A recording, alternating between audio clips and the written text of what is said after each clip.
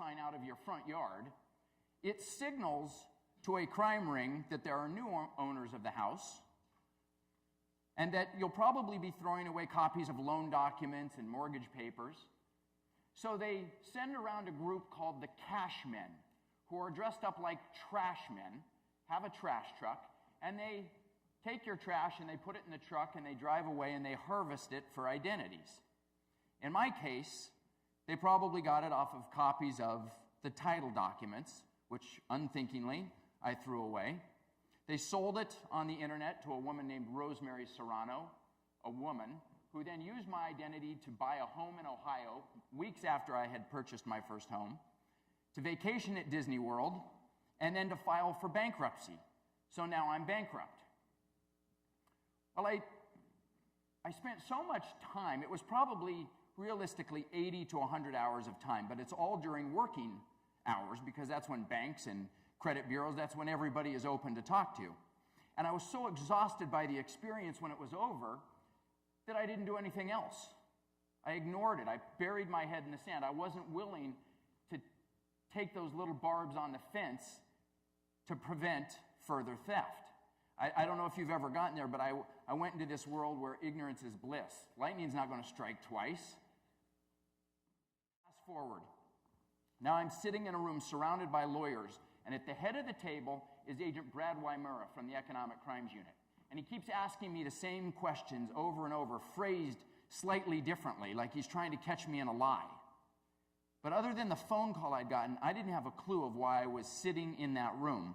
So eventually he tells me, Mr. Sileo, you're about to be charged with the theft of $300,000.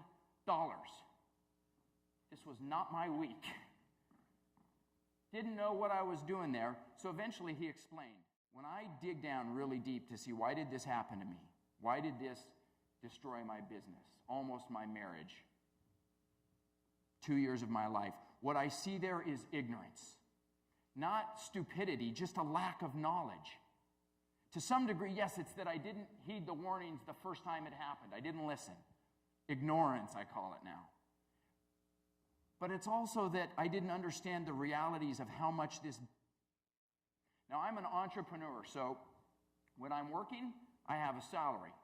This case took, at last count, and I lost count at some point, 600 hours to recover from. So my salary plummeted for those 2 years to almost nothing.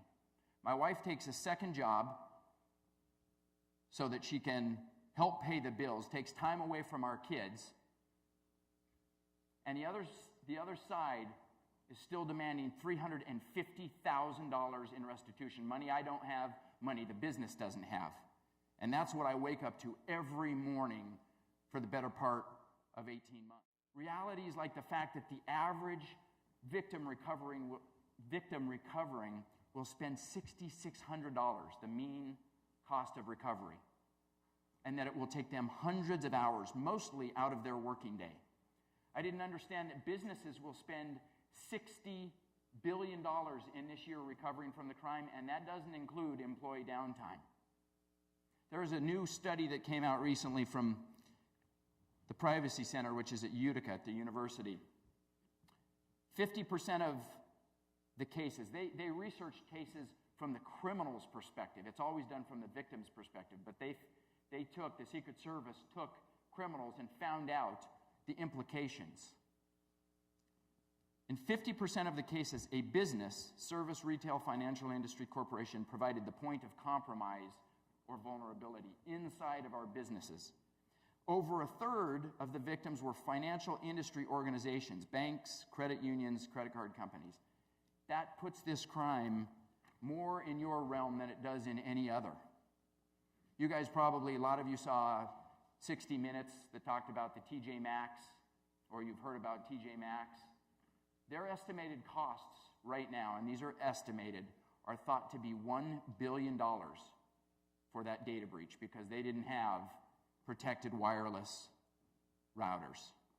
Those are the type of implications we have to be wise to. We need to know that identity thieves aren't always anonymous. In a lot of the cases, the victim knows the thief. It's domestic help at home. It's a coworker. It's a child with an addiction.